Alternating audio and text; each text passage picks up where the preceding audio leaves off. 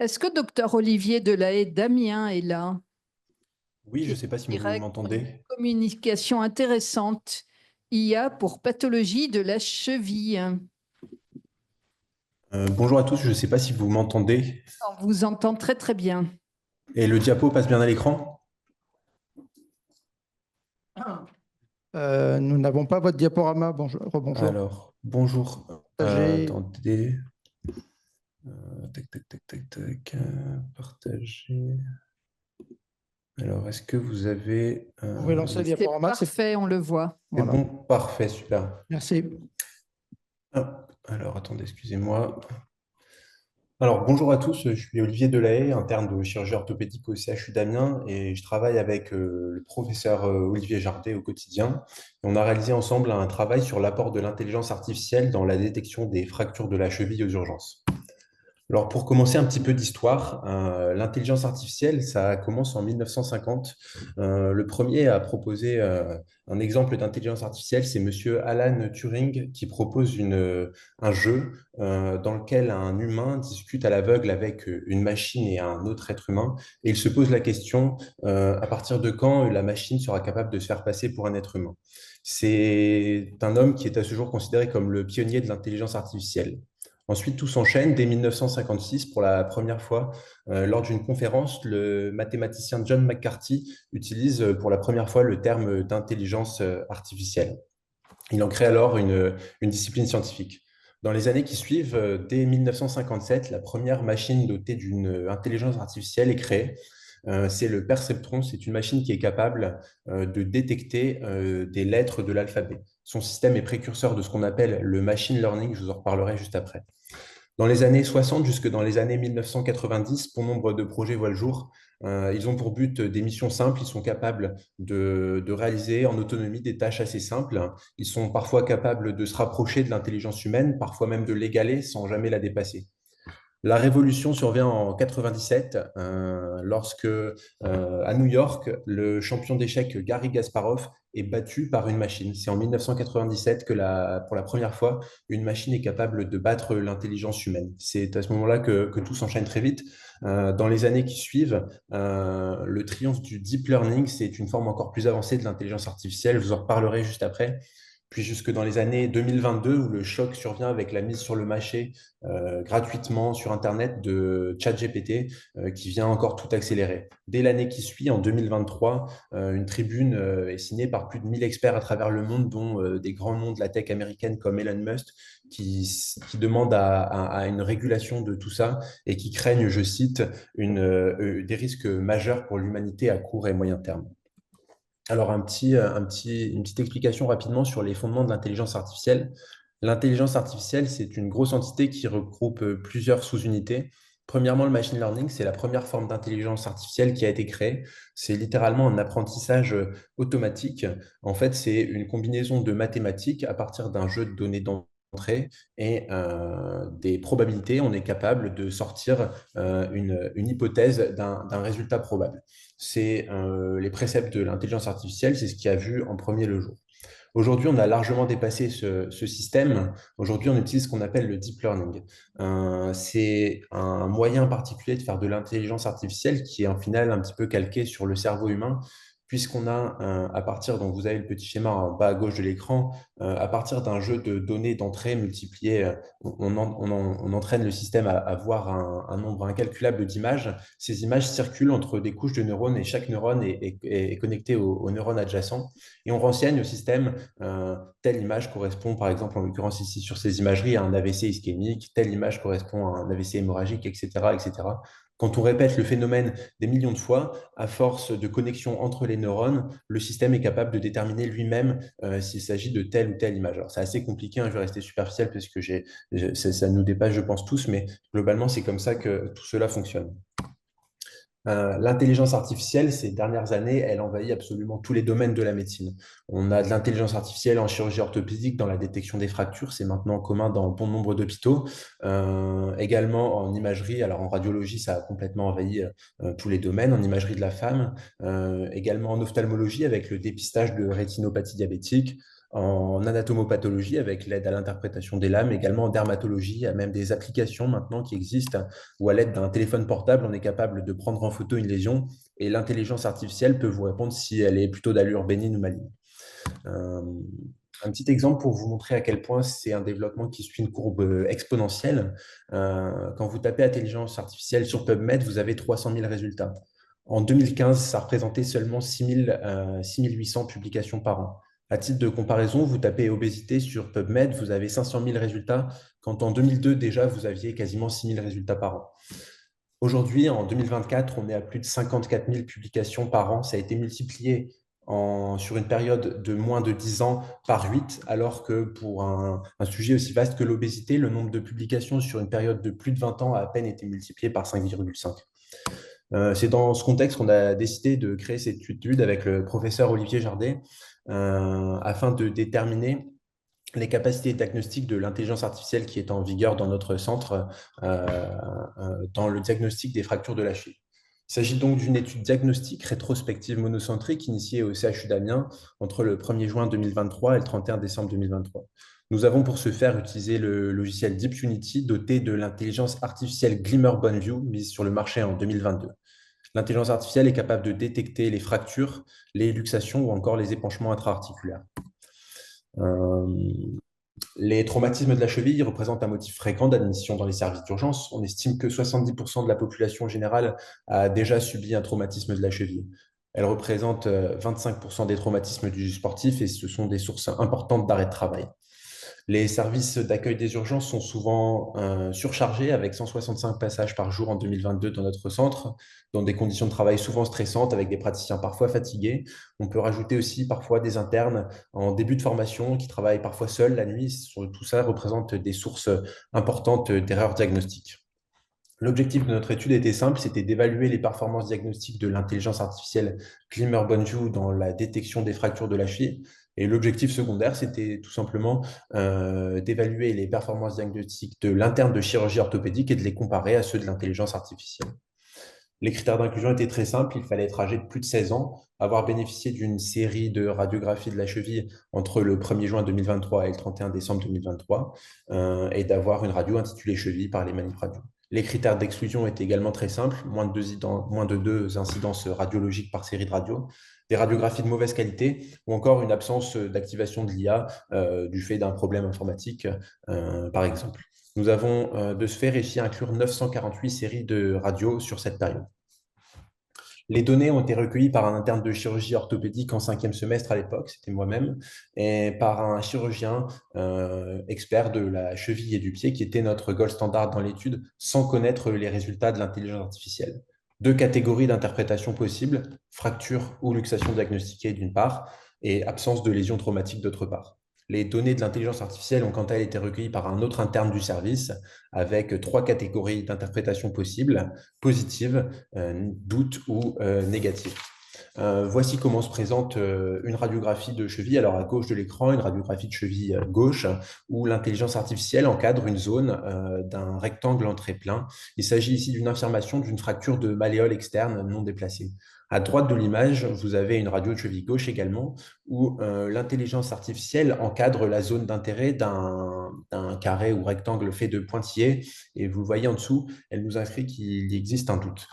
Il nous est vite apparu qu'il allait être important finalement de savoir comment interpréter ces doutes. Je vous en reparlerai juste après.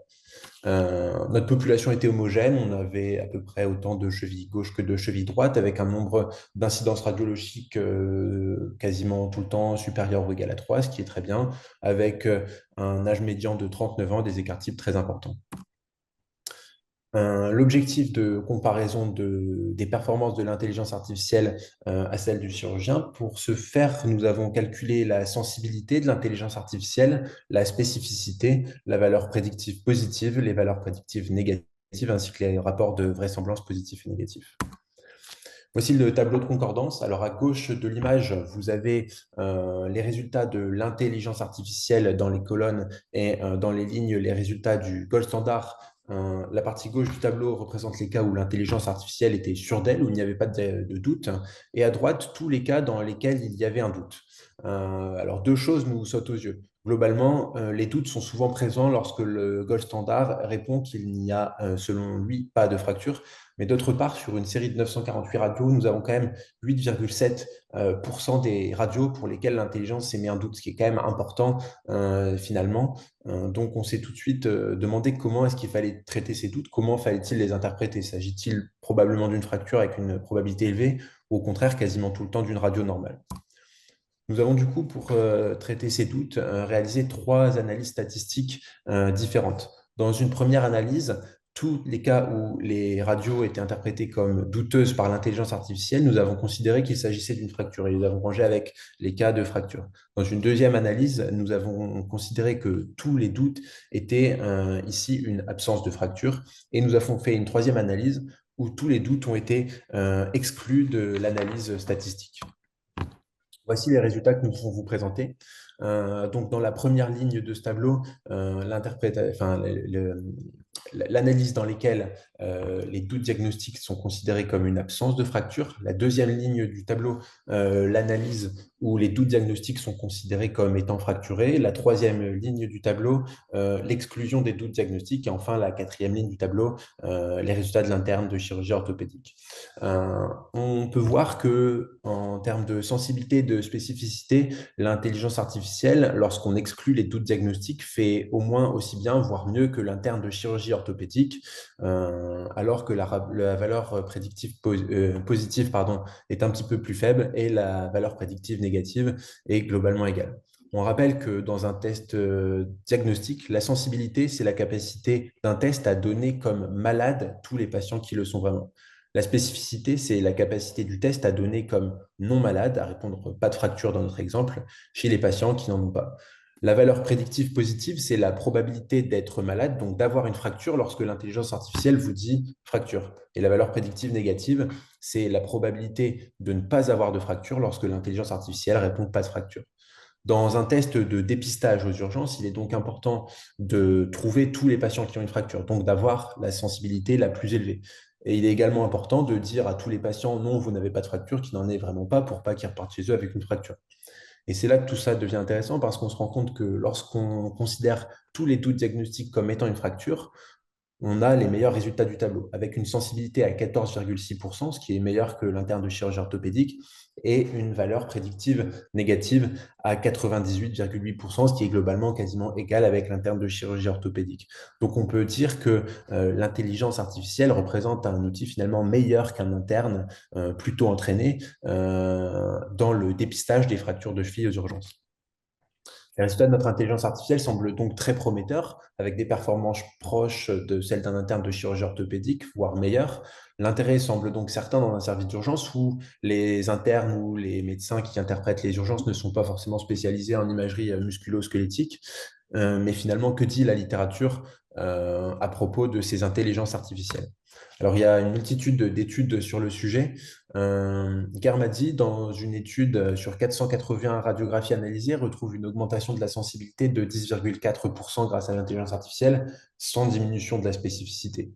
Une autre étude de Jonas Oppenheimer retrouve 1163 radios analysées avec une augmentation de la sensibilité de 6,5% grâce à l'intelligence artificielle, sans diminution de la spécificité. Une autre étude plus disons, mitigée, dirigée par le professeur Fraunfelter, retrouve des performances diagnostiques entre celles d'un radiologue et une intelligence artificielle. Quelles sont les limites et les points forts de notre étude? Alors, premièrement, il s'agit d'une étude rétrospective, monocentrique, avec comme gold standard un chirurgien unique et non pas un panel de radiologues ou un panel de chirurgiens ou encore une imagerie 3D comme un scanner. Les forces, en revanche, sont un nombre important de radiographies analysées avec une étude en aveugle entre l'interne, le gold standard et l'intelligence artificielle. En conclusion, le médecin reste, quoi qu'il en soit, maître de la décision aujourd'hui. L'intelligence artificielle améliore la réflexion et l'analyse du médecin, mais ne la remplace en aucun cas. On notera quand même une importance de l'examen clinique. Il faut rappeler que les patients sont examinés. La radio est là simplement pour appuyer un diagnostic, mais qui est bien souvent suspecté par l'examen clinique. Et quel va être l'intérêt de l'intelligence artificielle dans la formation du médecin? De plus en plus de voix s'élèvent contre l'intelligence artificielle, alors que c'est finalement quelque chose qui est tout récent. On voit qu'en 2015, il y avait simplement 6000 publications par an sur ce sujet. Est-ce un effet de mode ou une réelle révolution? Doit-on même craindre une disparition de l'esprit critique? Parce que ça, c'est du vécu et on s'en rend compte au quotidien. Les internes, les jeunes internes aux urgences, finalement, ne prennent plus le temps d'interpréter eux-mêmes les radios et en fait font confiance à l'intelligence artificielle parce qu'on sait qu'elle est ultra performante. Doit-on même craindre une évolution des connaissances médicales qui va tendre à diminuer avec le temps? Peut-on même craindre une perte de contrôle des intelligences artificielles? Et la question centrale, à mon sens, c'est la formation des jeunes médecins qui peut être en danger dans bon nombre de spécialités par une assistance trop importante des intelligences artificielles qui nous aident dans tous les sens. Vous pouvez même poser des questions à des logiciels comme ChatGPT qui sont gratuits à propos de réflexion médicale et je vous assure, c'est bluffant. Ces logiciels sont capables de répondre avec parfois une justesse qui est quand même déconcertante. Je pense en tout cas que c'est un sujet d'avenir qui va évoluer encore plus vite que c'est le cas ces temps-ci. Que c'est important de prendre le train en marche parce que tout ça va très vite et que si on loupe le train, je pense que ça va être compliqué de s'accrocher et qu'il y a une marge de progression qui est encore très importante dans les années à venir dans plusieurs spécialités. Certaines spécialités vont, je pense, également changer. En tout cas, c'est un sujet très intéressant à mon sens. Voilà, je vous remercie de m'avoir écouté et je vous remercie de votre invitation. Merci beaucoup, c'est un sujet remarquable. Moi, je suis scénologue, hein, donc j'opère beaucoup de cancers du sein et on a lancé l'intelligence artificielle dans la lecture des mammographies. On utilise l'intelligence artificielle comme premier lecteur qui va nous faire du triage, un peu comme chez vous. La mammo est normale, la mammo est douteuse ou elle est pathologique. Et le deuxième lecteur intervient après ce triage pour se concentrer surtout sur les cas finalement pathologiques ou les cas douteux. Et on essaye d'améliorer la diminution des cas douteux, parce que c'est ceux qui nous posent quand même le plus de problèmes. Est-ce que vous faites un peu les choses comme ça et comment vous essayez d'avancer dans ces cas finalement frontières? Alors, effectivement, on fait exactement comme ça. On a la chance, en fait, en chirurgie orthopédique, d'avoir un examen clinique qui est quand même souvent très contributif.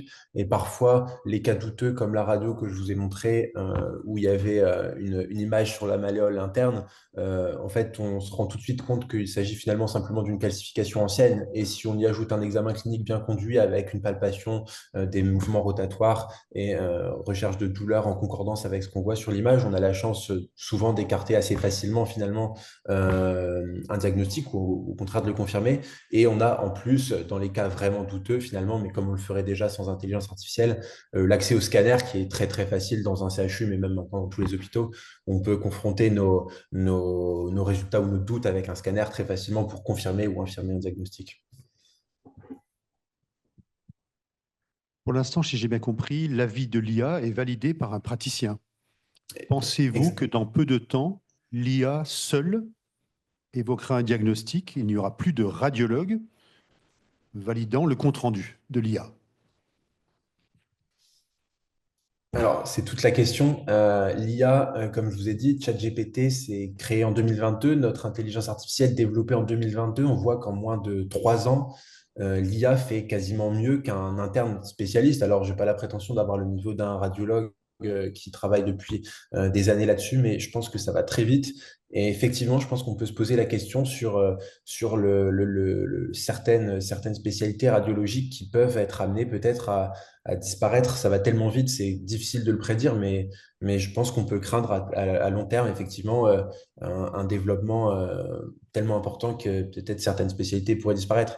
Je crois que l'œil humain est capable, quand il est entraîné, de percevoir une vingtaine de niveaux de gris à peu près, quand un ordinateur est capable d'en percevoir une infinité. Donc je pense qu'il est en fait finalement illusoire de penser que l'œil humain pourra rester toujours plus performant qu'une IA à terme, je pense effectivement.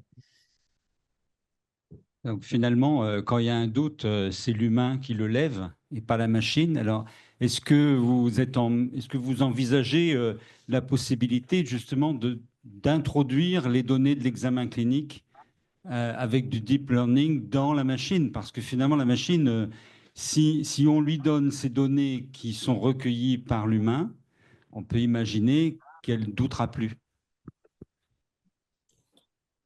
Alors là, ça dépasse complètement mon domaine. Parce que, bon, effectivement, c'est pas moi qui développe Moi, je suis chirurgien orthopédie, je développe pas du tout les logiciels d'intelligence artificielle, mais je pense qu'effectivement, si on renseigne la machine sur un examen clinique bien conduit, effectivement, il n'y a aucune raison que l'intelligence artificielle soit moins bonne qu'un humain. Et à terme, on peut effectivement imaginer qu'il y ait peut-être même plus besoin d'œil humain pour interpréter certaines imageries. Ouais, tout à fait. Oui, Albert-Claude Benamou. Oui, je voulais d'abord te féliciter parce que je trouve que cette présentation est extrêmement intéressante, très bien construite, en plus avec des références qui sont peu connues, c'est-à-dire effectivement l'explosion des publications sur lesquelles tu as insisté en matière de IA et médecine et chirurgie. C'est absolument impressionnant. On passe des années 2000 où il y avait à peu près 200 publications aux années actuelles avec plus de 50 000 publications. Alors, ça ne couvre pas, tous les champs ne sont pas tous également répartis.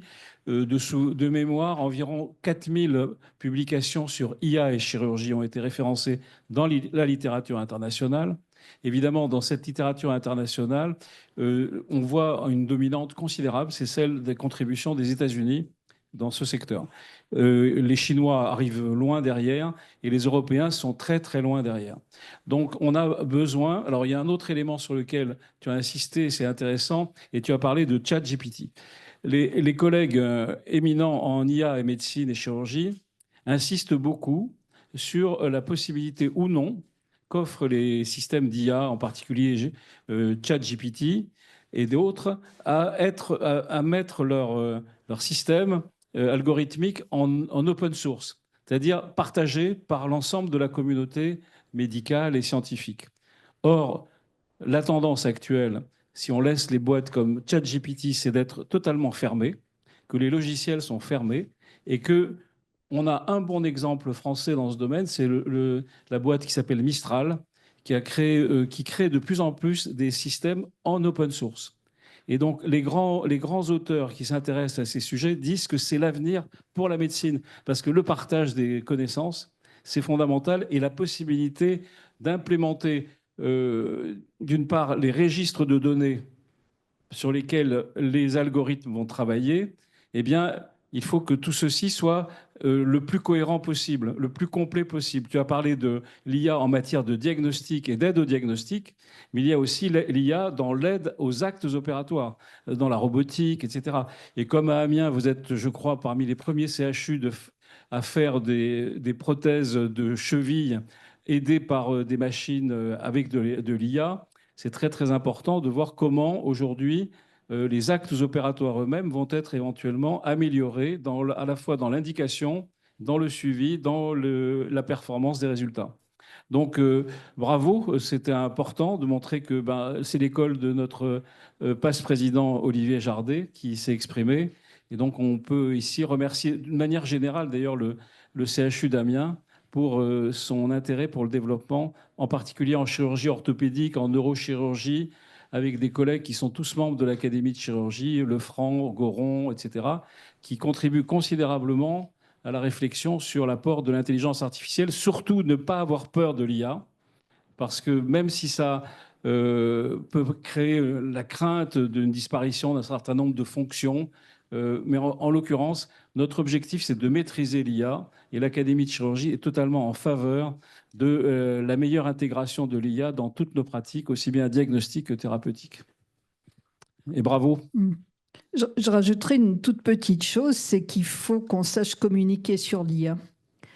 Je vous donne juste un exemple. Pour reprendre l'exemple de la scénologie, nous faisons des lectures avec l'intelligence artificielle. Les taux de participation de dépistage en France ne sont pas bons, ils sont de 46%, ils ne sont pas bons en Allemagne non plus. Donc on a organisé une grosse réunion franco-allemande pour réfléchir justement à ces taux de participation au dépistage par mammographie. Et les patients nous ont clairement dit, s'il n'y a que de l'IA, s'il n'y a pas l'œil humain, on ne participera plus du tout. On ne sera pas à 46%, on sera à 0%, parce qu'on ne fait pas confiance à l'IA. Si elle était seule, on a besoin du contrôle de l'humain. Donc je pense que la communication qu'on a vis-à-vis des utilisateurs va être très importante, va être essentielle. Et c'est ce que disait monsieur qui disait on se méfie de plus en plus de l'IA. Compléter ce que vient de dire Albert-Claude.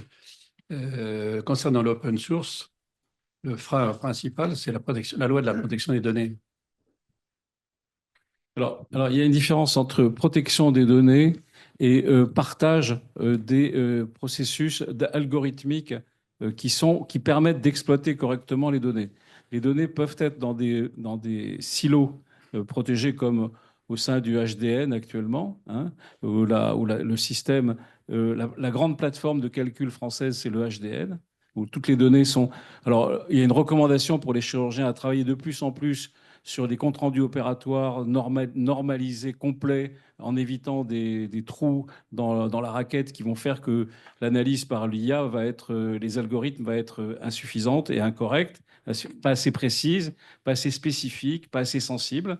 Donc on travaille sur tous ces points-là.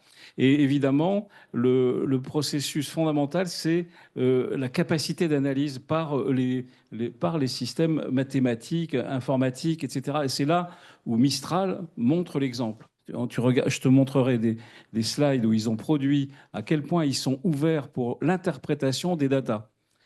Après, le partage des data, ça devient un problème d'anonymisation des datas. Et ça, là aussi, c'est fondamental que ce soit anonymisé.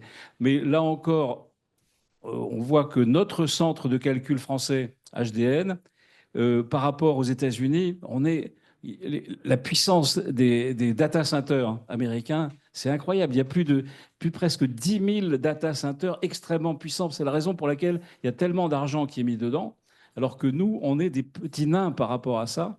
On a à peine 1/10 des capacités de calcul des Américains. Nous avons une question du docteur Hudson au Brésil. Merci beaucoup. Je vous remercie pour cette excellente présentation. Nous ici, nous travaillons avec l'ophtalmologie avec les images d'intelligence artificielle. Bien sûr que c'est plus facile de reconnaître les images de rétinopathie diabétique proliférative, non proliférative. Vous voyez les images ici et là.